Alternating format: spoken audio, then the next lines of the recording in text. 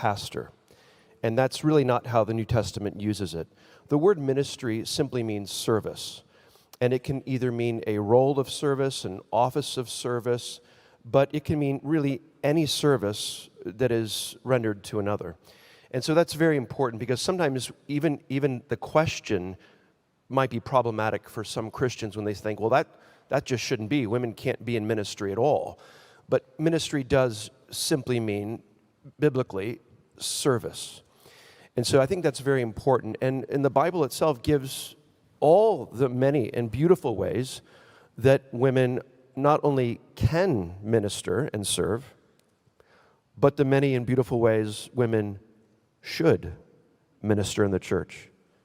Thus, how the church should be constantly striving to identify, disciple, and train women in the church in theology, in scripture, in the languages, in hermeneutics, that they might, as older women, train up and teach and disciple younger women.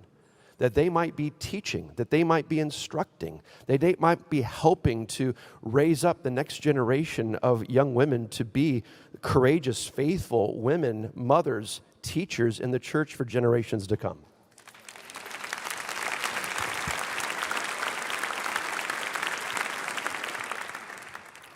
We should also remember that one of the great truths recovered at the Reformation was the truth that we summarize in the words, the priesthood of every believer.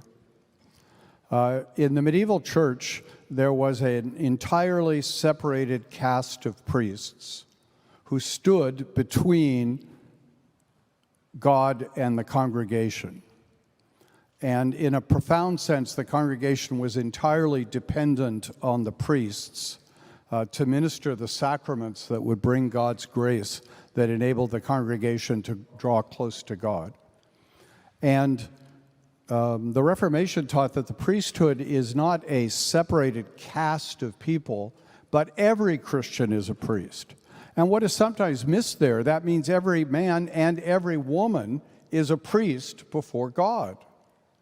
Now, the priesthood of all believers has sometimes been misunderstood as if I am my own priest before God. That's not what it means. It means every Christian helps every other Christian in the journey to God.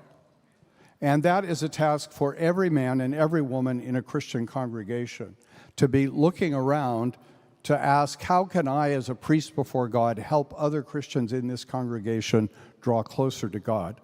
And that should keep us all busy and keep us from envy.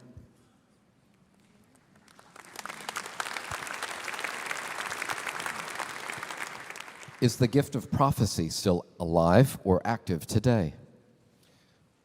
Let me go back to the previous question for just a moment. I was trying not to say everything so that my brothers here would fill in all of the gaps that I left.